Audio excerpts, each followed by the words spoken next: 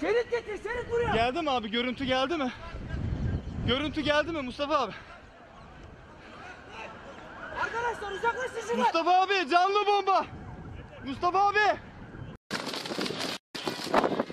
Basın mensubuyum, gazeteciyim. Tamam, girmiyorum.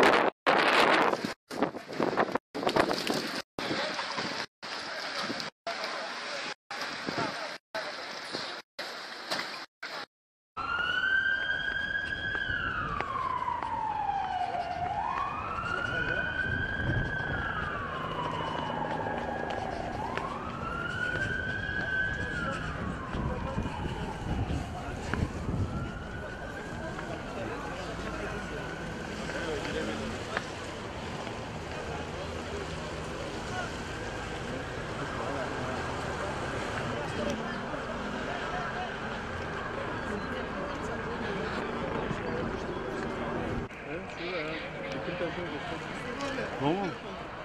Şu dikili taşın orada. Ha? Dikili taşın solunda bak şu. Ambulans duruyor ya. Ambulans duruyor orada.